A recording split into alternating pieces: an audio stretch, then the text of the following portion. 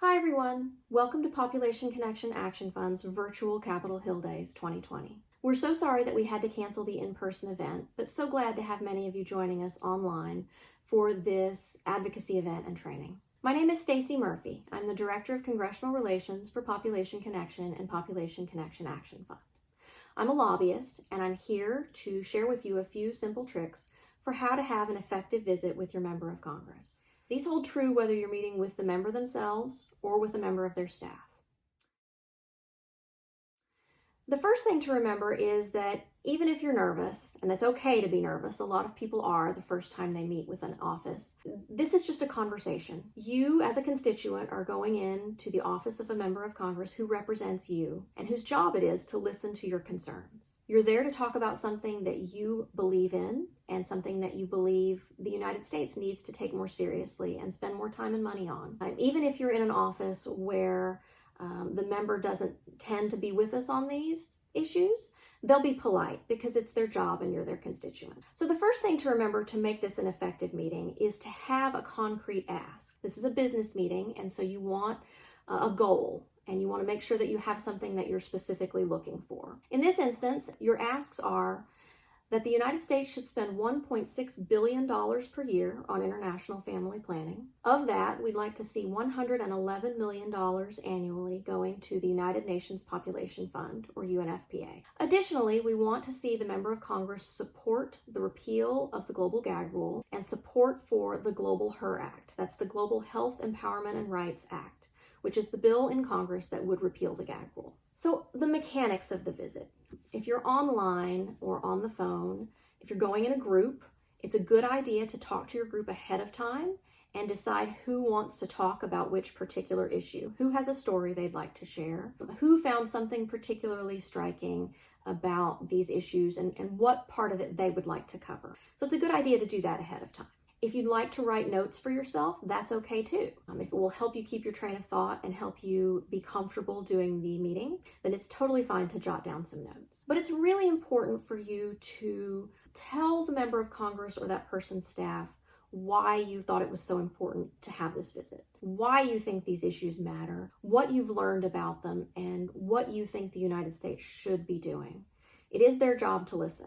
So there are a couple of possible outcomes to the meeting. The meeting may go a little bit differently depending on what sort of office you're in. If you're in the office of a supportive member of Congress, someone who has a track record of being good on these issues, then what you want to do is start out by thanking them for that track record of support. A lot of times members of Congress hear only from people who are unhappy, and it goes a really long way when you can say thank you and reinforce that they're doing a good job. If it's someone who is generally supportive but might be more vocal, we're always looking for new champions on these issues. There are people who vote the right way but who aren't very vocal or who could be doing more. And the more people speaking out on these issues, the better. Now, the other possibility is that you'll be visiting an office where somebody is bad on these issues. They have a poor track record. They don't vote to support. Almost certainly those staff members and those members will still be polite. That's their job, and it buys them nothing to be rude to constituents, so don't worry about that happening. But it will be harder to get that member to move or that member's office to commit to anything. And that's okay too. It's really important for members of Congress to hear polite and respectful disagreement from their constituents and to push them in a better direction. Even if they don't change the way they vote, they could be a little quieter about these issues in the future. And we've had incidents of that happening. More moderate members going to leadership and saying, please make us stop voting on these issues. This is killing us. This is difficult. My constituents aren't with us on this. So it's a worthwhile visit to make, even if you're visiting with somebody who is already a great champion or somebody who's not likely to become a champion. It's so important that they hear from their constituents. Now, in a lot of cases, you'll be meeting with a member of the staff. Most of the time, that staff member, if you're college age, that staff member is not going to be that much older than you. Legislative assistants tend to be in their early to mid-20s, so it's entirely possible that you'll be meeting with someone who feels a lot like a peer. Currently, the United States spends about $610 million per year on international family planning programs. Donald Trump has attempted to eliminate or severely cut that funding every year of his presidency. Population Connection Action Fund supports increasing our international family planning funding to $1.6 billion per year. Now, why 1.6 billion? Where do we get that number? Researchers estimate that there are about 214 million women and girls in the developing world who have what we call unmet need for family planning. Now, unmet need is a technical term. The definition is that these are women and girls who are of reproductive age, sexually active, many of them are married women.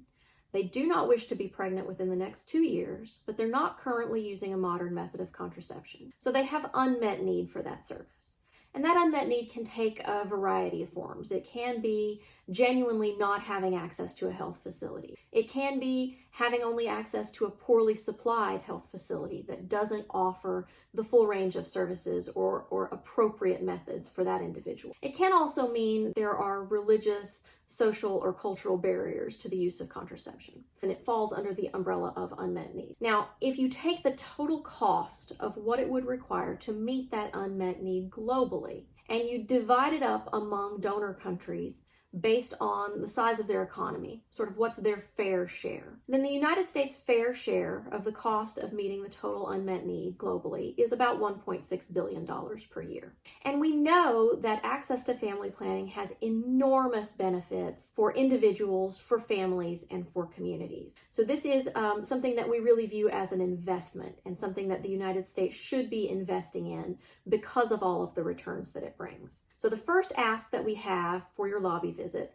we want you to try to get your legislators to support raising our international family planning funding to $1.6 billion per year.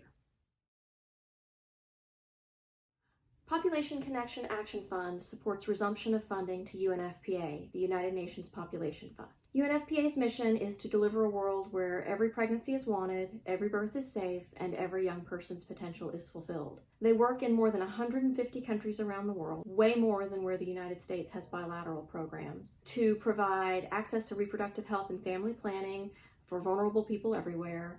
They work in disaster and humanitarian relief settings. They run the Zatari refugee camp in Jordan, where they've delivered more than 12,000 babies without a single maternal death, which is remarkable under such circumstances. They're leaders in the fight to end child marriage, gender-based violence around the world, prevent and treat obstetric fistula, and many other important and vital services to vulnerable people. Now, the United States is the only country that declines to fund UNFPA for non-budgetary reasons. Even countries that aren't historically donor nations, like Haiti and Afghanistan, give a symbolic contribution to UNFPA because they want to be associated with that work. The United States stands virtually alone in refusing to fund them for ideological reasons.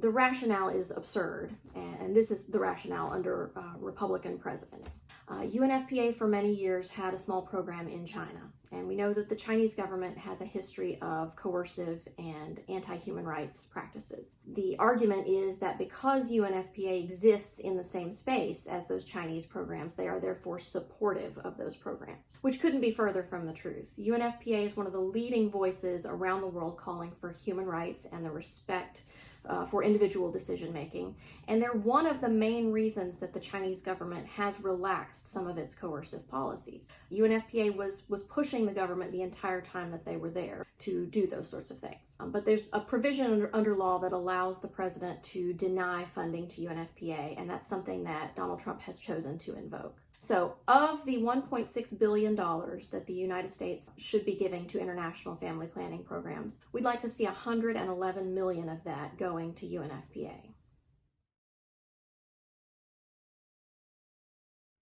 Population Connection Action Fund supports the repeal of the Global Gag Rule and the passage of a piece of legislation known as the Global HER Act, which stands for Health, Empowerment, and Rights. So what is the Gag Rule, and why is it such a problem for international reproductive health?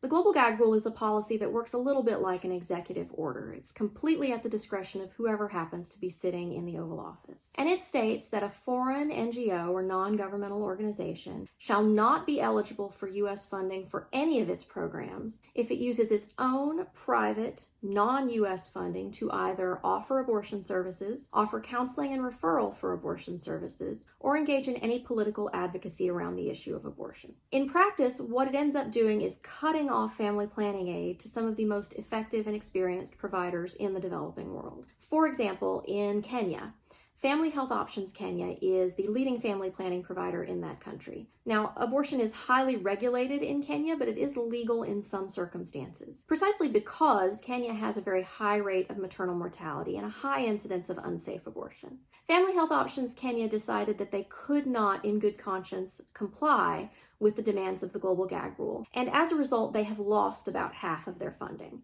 They've stopped their mobile outreach services, they've laid off staff, and they've closed several clinics. They're already seeing the impacts of those cuts in people who used to be clients coming back now with unwanted pregnancies and the after effects of unsafe abortions. The Global Gag Rule is a political football. It was originally put in place under Ronald Reagan in 1984. It was announced at a conference in Mexico City, so sometimes you'll hear people refer to it as the Mexico City policy. It was maintained by the first George Bush, rescinded under President Clinton, reinstated by the second George Bush, rescinded again by President Obama, and then reinstated and expanded under Donald Trump.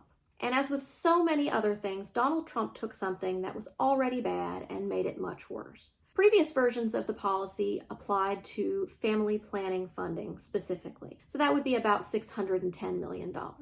Donald Trump applied the policy to all U.S. global health assistance, which means that right now about $8.8 billion in U.S. foreign aid funding is impacted. So programs that have never had to deal with the strictures of the gag rule before are now trying to figure out how to comply with the policy and severing partnerships with groups that chose not to comply. So HIV/AIDS groups, malaria and TB programs, water and sanitation programs, and even some maternal and child nutrition programs are being impacted. And we see enormous impacts around the world. We know that the policy doesn't even work for its stated goal of reducing the incidence of abortion. There was a Lancet study that came out last year that looked at the previous iteration, the narrower iteration of the policy under George W. Bush. It found that in the countries most heavily impacted by that version of the gag rule, abortion rates actually went up by about 40%. So it's a terribly counterproductive and cruel policy that has all sorts of implications for global reproductive health. The Global HER Act would repeal the policy and prevent any future president from unilaterally reinstating it.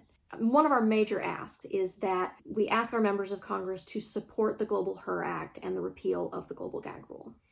And it's really important, as I said in the beginning, you're just having a conversation. You're going in to talk to somebody about these issues, tell them why you care, and tell them why you think they should care. And thank you so much for doing this. This is the most impactful thing that you can do with your time as far as pushing a member of Congress to do what we need them to do. Again, thank you for being with us.